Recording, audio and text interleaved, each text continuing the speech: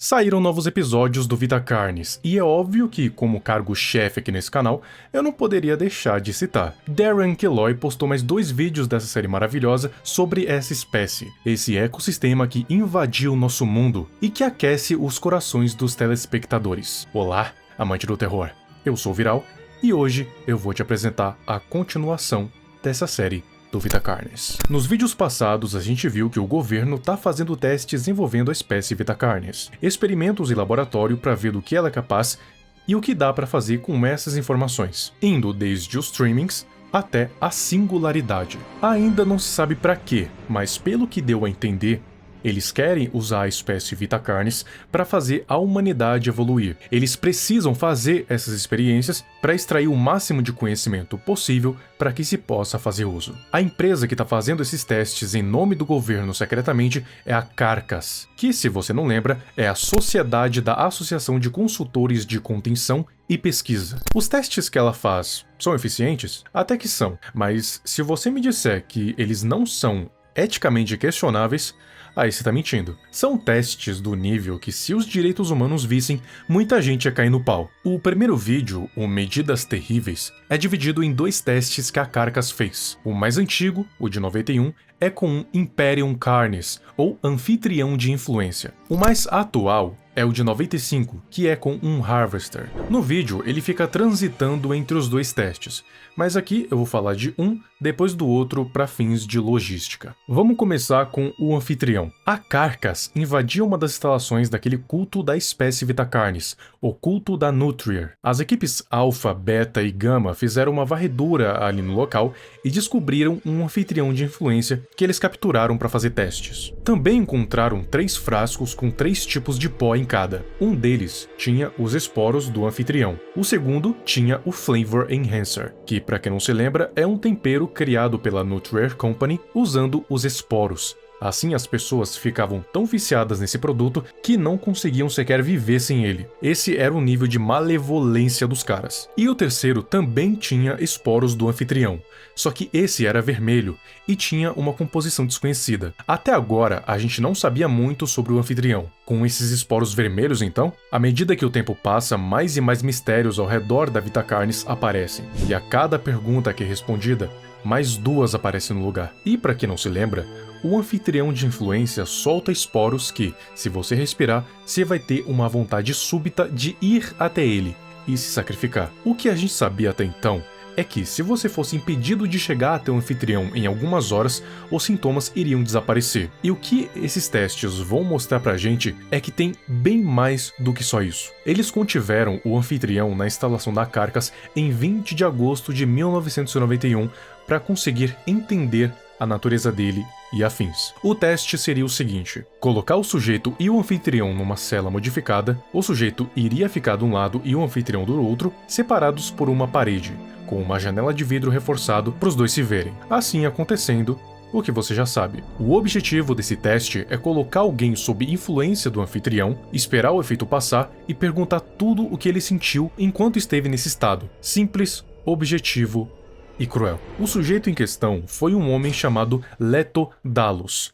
Tá dizendo aqui que ele foi voluntário pro teste, só não tá dizendo se ele foi ameaçado, sequestrado ou se foi pago muito dinheiro pra ele tá aí. Mas foi voluntário. Um total de 4 exposições ao anfitrião foram feitas. Em todas elas tiveram coisas diferentes e coisas iguais.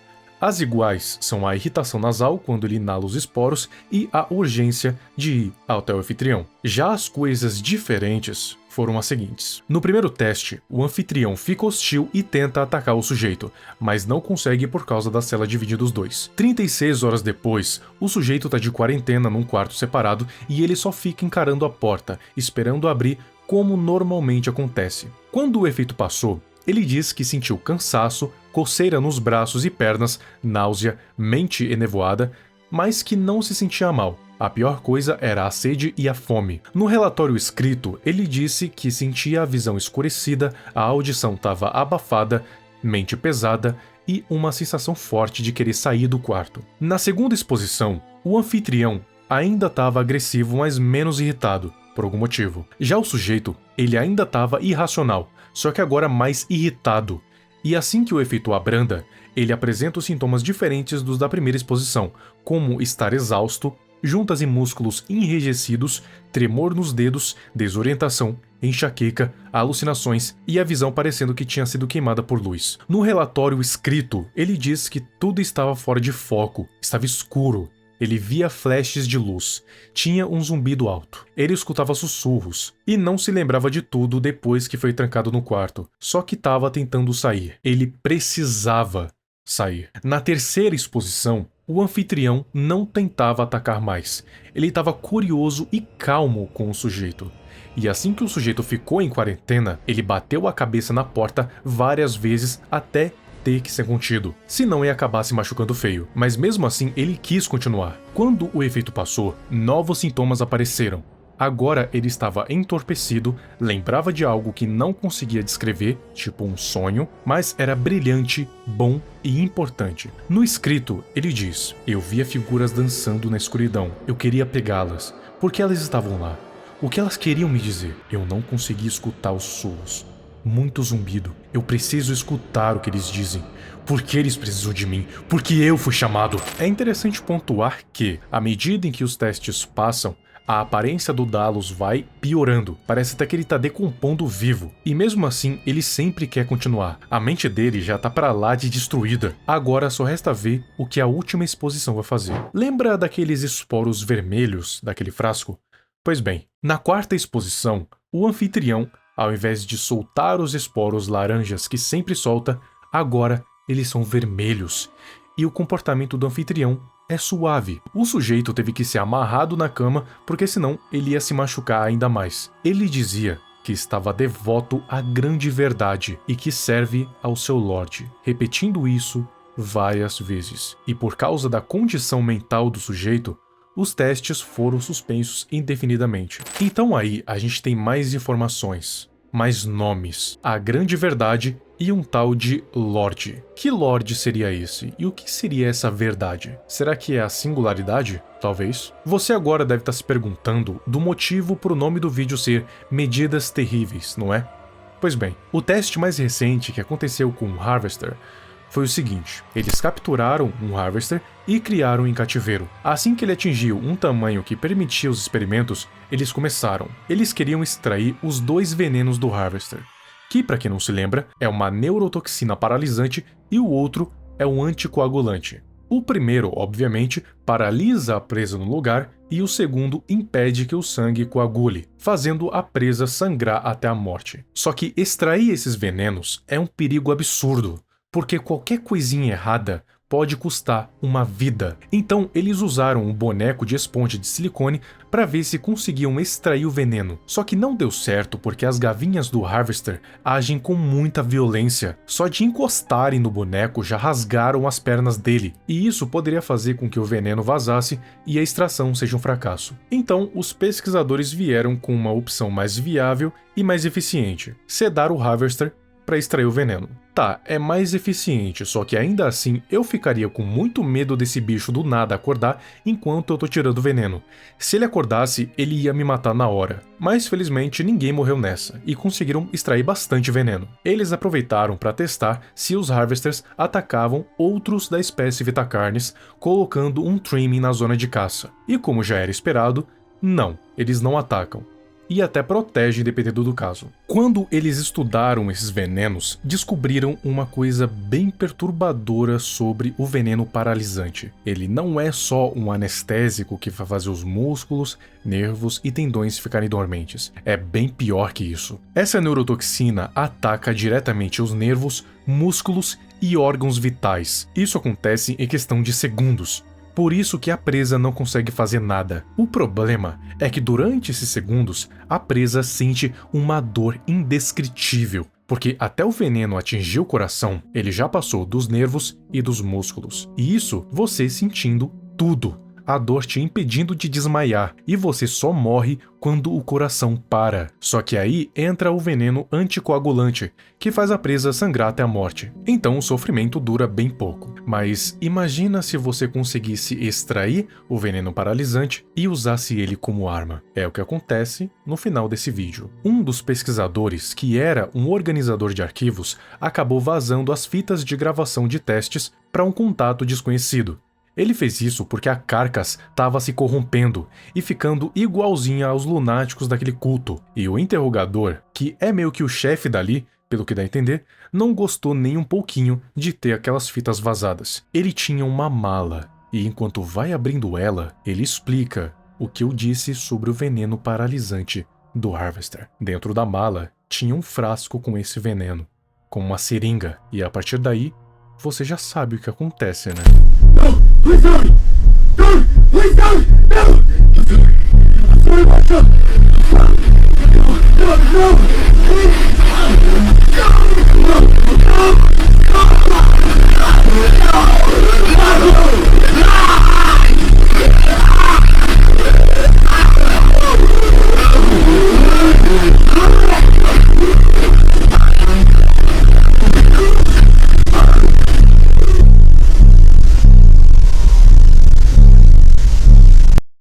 O segundo vídeo já é o último dessa segunda temporada de Vita Carnis, e algo me diz que a terceira temporada vai ser a última. Mas se demorar tanto quanto a primeira e a segunda, a gente ainda tem muito Vita Carnis para ver por aí. O Ferida Necrótica começa com algumas reportagens passando na tela, mostrando vários casos em relação ao Vita Carnis, em especial o concurso de trimmings que a gente viu nos vídeos anteriores, e também o avistamento de um mímico na última fase, que, para quem não lembra, um mímico na terceira fase ele pode tanto virar uma criatura escura de rosto rosado que ataca principalmente à noite, ou pode virar uma imitação de humano, conseguindo se disfarçar e atacar sem ser visto. Então, uma reportagem com o avistamento de um mímico na terceira fase em ação é bem comum. A gente tem os resumos dos experimentos feitos durante o mês de junho de 95. Tá escrito o seguinte: Scandery, amostras de DNA de Crawl, anormal, classificado. Ignavus, amostra de trimming oferecida a Meat Snake, negativa, amostra rejeitada. Ignavus, contenção de trimming com mímico faminto, negativa, sem reação. Ignavus, contenção de trimming com Harvester, negativa, sem reação. Mutuari, teste com pele de Meat Snake, positiva, resistência prolongada à temperatura. Trucidatum, ambiente competitivo de mímico, negativa, sem exibição de oposição. Imperium, exposição prolongada a esporos de anfitrião, ainda em progresso. Geral, habilidades de natação da Carnis, positiva. Geral, mente colmeia conectada a Carnis, negativa. Então, com esses experimentos, dá para concluir que a espécie Vita Carnis não se ataca entre si, mesmo se estiver morrendo de fome. Eu só não vi muito sentido em colocar contra um mímico, até porque mesmo se colocasse uma vaca ali, ele não ia comer, porque mímicos crescidos só comem carne humana, mas ok. Dá para concluir também que a pele da Meat Snake pode resistir a altas e baixas temperaturas. Os mímicos não são competitivos entre si, a espécie sabe nadar e também não tem mente colmeia. Cada um age por si. Um áudio gravado é mostrado do líder do time Alpha, logo depois da invasão na instalação Zero. Ele diz que a missão era entrar no local e capturar todos os itens de interesse para Carcass. E a missão foi um sucesso. Só que um sucesso fácil demais. Porque pensa comigo, a instalação Zero pertencia ao culto da Nutrir. Nesse culto tem pessoas poderosíssimas, tipo políticos e até bilionários. Só que sabe quantos guardas tinham no local para proteger todos eles? Menos de uma dúzia. Era muito conveniente. Conveniente demais. Ele se pergunta por que foi tão fácil. Será que eles queriam ser capturados?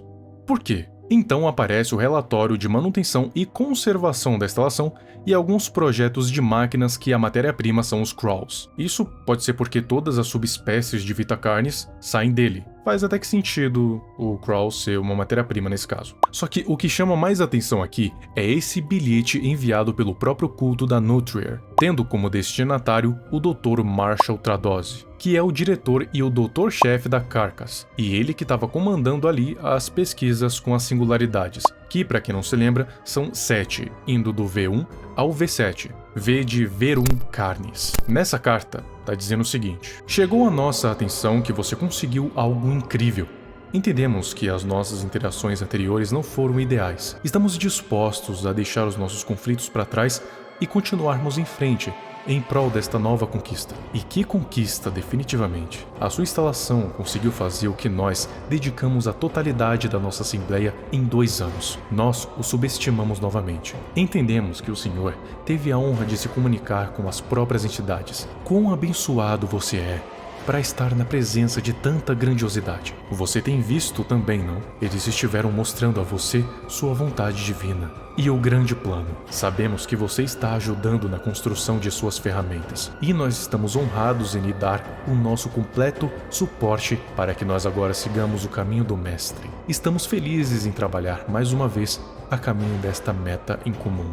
Juntos, para testemunho e sabedoria, nós servimos o nosso Lorde. E o símbolo da Nutrier logo ali embaixo, o triângulo vermelho. Mais uma vez esse tal de Lorde. Mais uma vez esse tal de Lorde sendo citado. Não sai da minha cabeça que é o tal príncipe daquela história. Tô começando a pensar se aquilo não é só uma coisa metafórica, e sim literal. Existe um ser de carne e osso, ou só carne, que tá comandando tanto a espécie Vitacarnis quanto esses caras aí da Nutrier. Mas é algo que a gente só vai saber na 3ª temporada, provavelmente. Espero, né? E aí do nada a gente tem um novo registro. Destruir a Carcass. Sim, tá acontecendo meio rápido, mas é o charme do Vitacarnis. Alguns dos funcionários acabaram mortos. Entre eles estão o Farron Bronze, Bruce Fênix e Minerva Janus. E não só isso, mas também temos recomendações de extermínios de funcionários que a gente já viu aqui antes, que são o Road Ceres, Fawn Penetro e Asrin Griffiths, que foram chefes dos experimentos com a espécie Vitacarnis, ou seja, são os cabeças dessa organização e precisam ser mortos o quanto antes. É interessante pensar que a Carcass era meio que o herói da história, só que conforme ela foi tendo contato com a espécie, foi se corrompendo, até virar um culto da Nutrier 2.0, que acredita ser diferente, quando na verdade só acelerou esse processo que o culto já vinha planejando já tinha 2 anos. Não se sabe se foi ganância humana ou interferência das singularidades. Pode ser um pouco dos dois, mas para que eles querem matar esses funcionários? Para que coloquem outros no lugar. Esses funcionários que estão aparecendo aí na tela são os substitutos dos que morreram. São infiltrados para destruir a Carcass de dentro para fora. A gente consegue ver as filmagens das câmeras de segurança. Essa pessoa aí é um infiltrado. Ele entra no armazém e quando pensa que não, toca fogo no lugar. E como é o armazém, provavelmente tem coisas inflamáveis aí. Então o fogo se espalha fácil, e aí o lugar vira um pandemônio, alarme de incêndio para tudo que é lugar. E o mais interessante de tudo, as singularidades começam a falar. Causando problemas, pequeno inseto. Você está brincando com forças além da sua compreensão. Seu esforço é em vão. Mas nós vemos você. Nós conhecemos você. Você não tinha escolha. Tinha. Você é conduzido. Entusiasmo. Os outros chamarão isso de irritante, incômodo, evitando sua impotência. Mas eu vejo além. Vejo potencial. Eu vejo o que era e vejo o que pode ser. Assistimos você rastejar, retorcer. Como eu não poderia estar fascinado? Por que negligenciar tal promessa? Mas até agora é tudo o que podemos ver. Apenas promessa vazia. Sua espécie falha a ver falhas. Urge para ser guiada e segue cegamente. Mas você, pequeno inseto, você vem nos mostrando por outro lado. Você não tinha chance, mas também não tinha escolha. Tinha? Fez o que devia ser feito, tomando atitude. Eu respeito muito isso. Tenho orgulho de si. Nós nos sobressaímos assim, compartilhando essa maldição. Eu elogio, mas ainda você não tem chance. Nós vemos você, conhecemos você. Sabíamos que você tentaria. Contamos com isso. Vocês, outros, foram muito imprudentes, cegos pela sua grandeza. Nós devemos assumir daqui. Você nos deu razão. Separar deles. Eles já esgotaram o seu valor. Não como você. Vá agora. Sua dedicação lhe poupou. Continue nos alimentando. Estamos de saída também. Muito a se fazer ainda. Muitas ações a se tomar. E então todas as subespécies da Vitacarnis que estavam pelo laboratório, os Krauls, Mímicos, Trimmings, todas começaram a se desfazer e a se fundir com as singularidades. Elas perderam seu valor e agora estão voltando de onde tudo começou. As singularidades saem da instalação, se formam em um círculo e se fundem no anel amarelo brilhante, que puxa tudo ao redor como um buraco negro, o que faz sentido com o nome dela.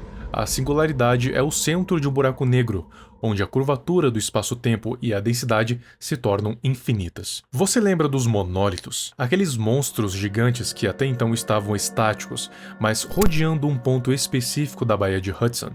Então, eles começaram a se mover, e até uma nova criatura surge, uma voadora que a gente nunca tinha visto antes, parecendo até uma arraia gigante. E então, temos as imagens finais, o Magister Wonders, e aí, o final da segunda temporada. Parece que a terceira temporada promete ser a última da série, porque sinceramente, eu não vejo pra onde a história pode ir a partir daqui, já que as coisas ficaram em ruína a partir desse ponto. A Carcass foi pro espaço, a singularidade se formou no buraco negro, e os monólitos finalmente se mexeram. E agora surgiu uma nova criatura que a gente não sabe o que é. Me diz aqui nos comentários pra onde você acha que a história vai ir a partir de agora. Eu sinceramente acho que a humanidade tá bem ferrada, e se encaminhando para um possível apocalipse. Ou então a mudança permanente do mundo como a gente conhece. Agora um salve pros abençoados que se tornaram membros. Essa lista que tá passando aí na tela é atualizada uma vez por mês. Se você quiser ter o seu nome aparecendo aqui no fim de todos os vídeos, ter acesso aos vídeos de forma antecipada, ou então ter o selozinho aparecendo do lado do seu comentário, assine o membro Bênção do Emissário VQ ou Bênção de Nyarlathotep. Então é isso, muito obrigado e até o próximo vídeo.